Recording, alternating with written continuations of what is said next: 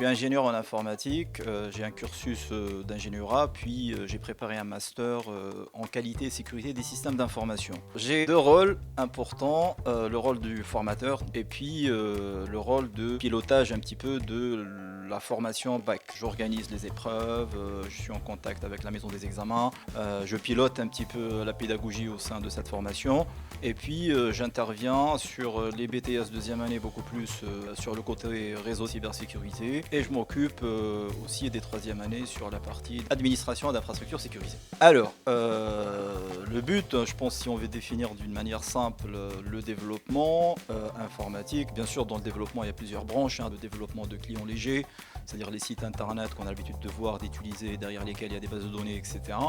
Puis il y a le développement de clients lourds, c'est les applications qu'on installe en général sur nos machines et qui parlent avec d'autres machines ou d'autres serveurs de bases de données qui sont géographiquement distants. Et puis on a le développement d'applications mobiles. Alors, le but c'est de faciliter la gestion, si on veut parler un petit peu de la finalité du développement, faire par la machine ce que l'homme il a l'habitude de faire manuellement. Quand on enregistre des fichiers d'une manière automatique, quand on collecte des informations, quand on offre la possibilité de faire des commandes, des factures, etc. La cybersécurité, c'est toujours moi je dis ça aux élèves, c'est toujours le jeu du chat et de la souris. Tant qu'il y a des chats, il va falloir trouver des souris. Et puis c'est un enjeu majeur mondial. Le but de la cybersécurité, c'est d'arriver à un état où un système d'information est capable d'assurer ce qu'on appelle l'ADIC, sa disponibilité, son intégrité, sa confidentialité. Donc les données doivent être disponibles, quel que soit donc si on a une guerre qui se déclenche ou une inondation dans des locaux ou peu importe donc la situation dans laquelle se trouve l'entreprise. Donc les données doivent être disponibles, doivent être intègres, justes et cohérentes. Et puis la notion de confidentialité qui vient derrière pour définir qui a le droit de faire quoi, sur quelle information et quand. On définit la sécurité à travers ces trois fondamentaux critères qui sont la DIC, disponibilité, intégrité et confidentialité. Les risques, c'est une belle histoire, donc